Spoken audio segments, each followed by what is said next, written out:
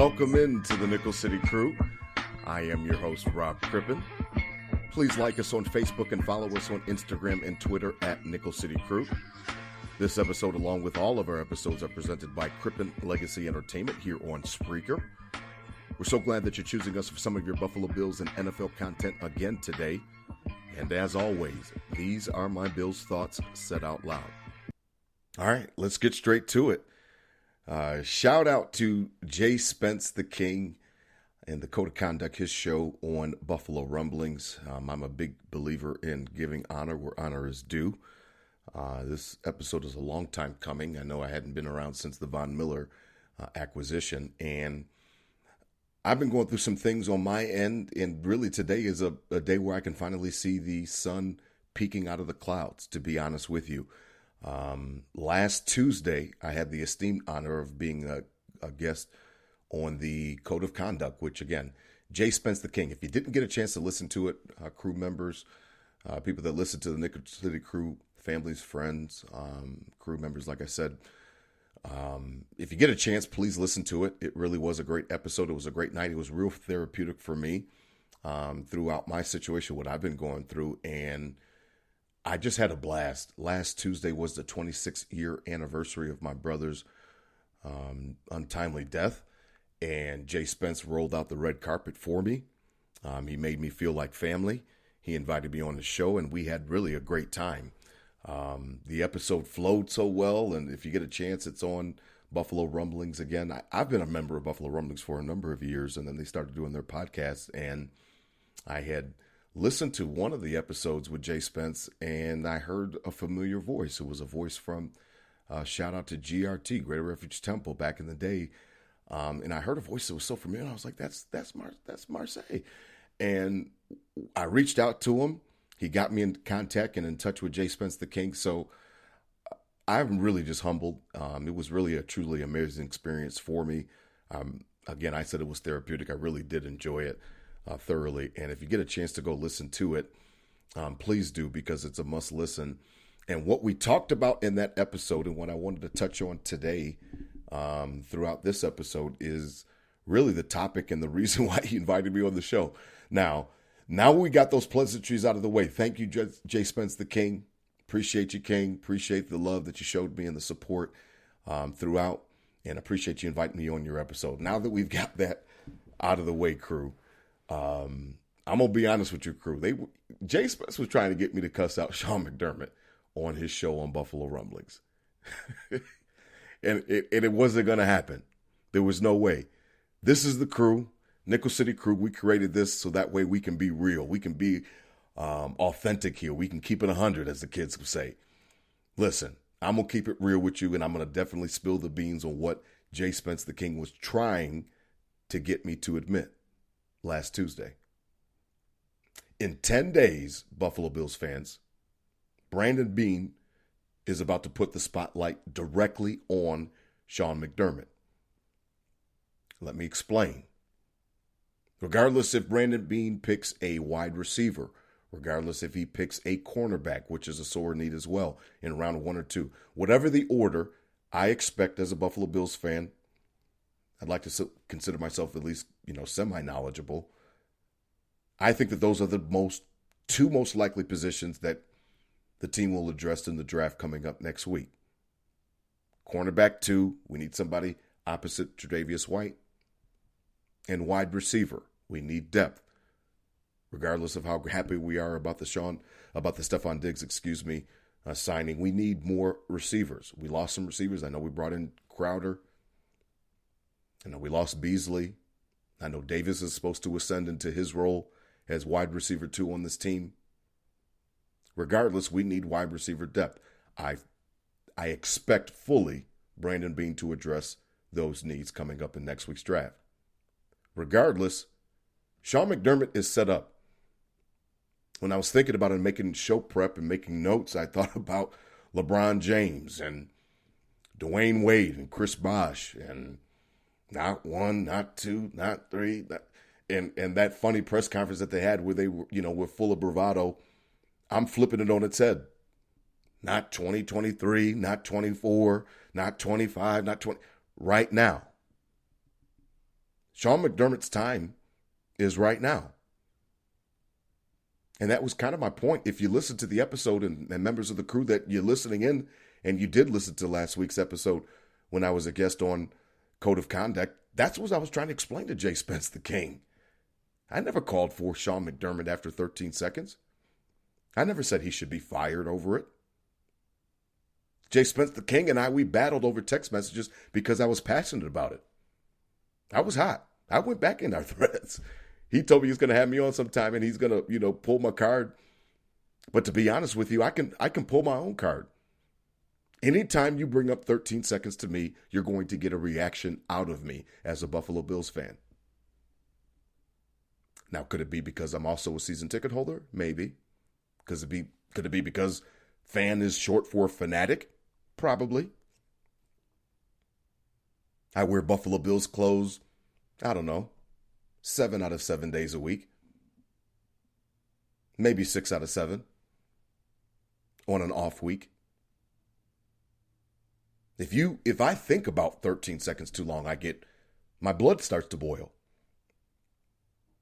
McDermott messed up.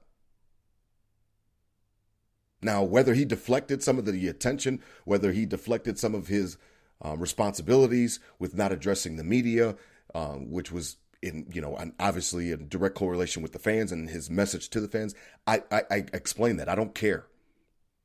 It would have been nice, but I don't care. He doesn't owe me an explanation.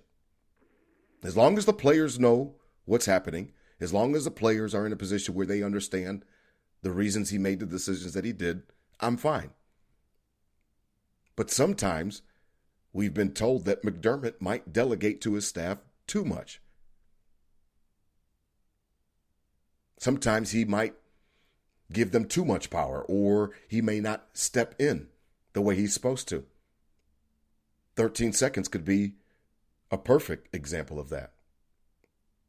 13 seconds is miscommunication. 13 seconds is I want the ball kicked out of bounds, or I want the ball squib kicked or pooch kicked or a high sky kick. Regardless, Tyler Bass didn't get the information.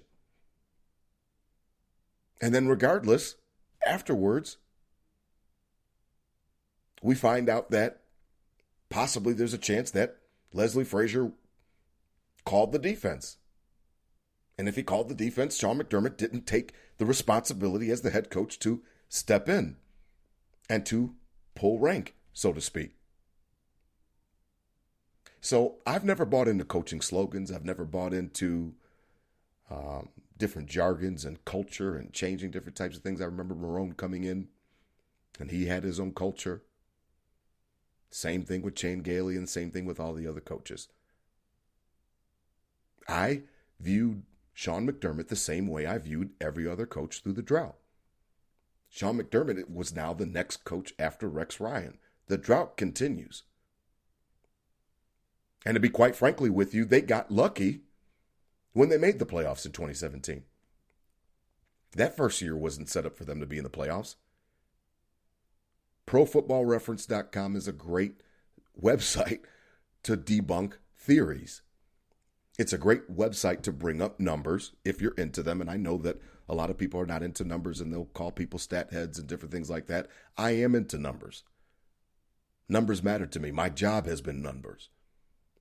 I'm focused on numbers. The Buffalo Bills in 2017, I think it was minus 58 or minus 56 point differential. That's not a good team. I was on the show last week and somebody chimed in saying Coach McDermott should have been Coach of the Year in 2017. Is that a joke? I held my tongue because I was on somebody else's show. I aspired to be in J. Spence the King spot one day. I aspired to be on one of the bigger platforms. Buffalo Rumblings, Built in Buffalo. A lot of the other websites and networks that are out there with podcasts. I aspired to be in that position.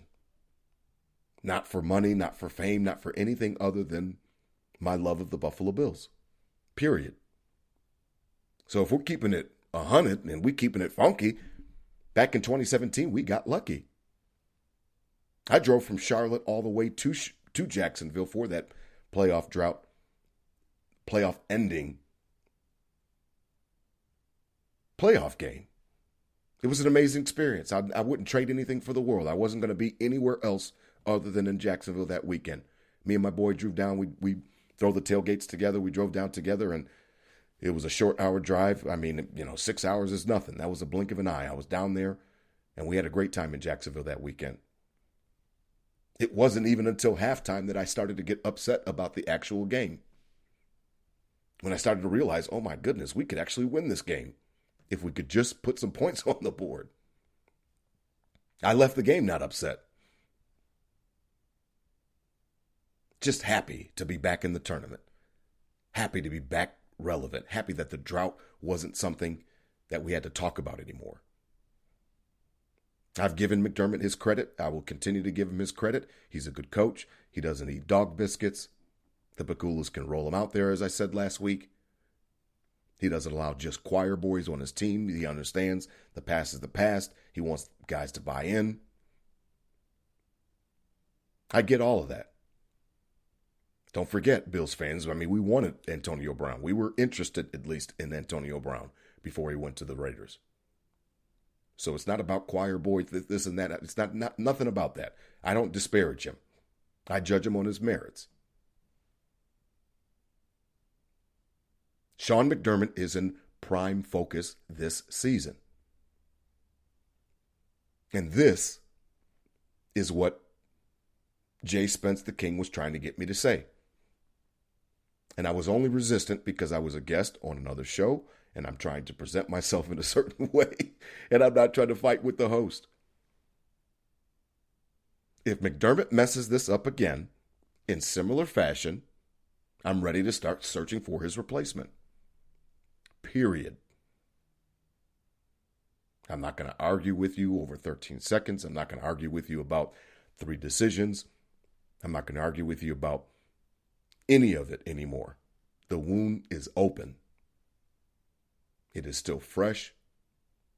I put some Neosporin on it. I hope you do, and I advise you to, as well as Bills fans.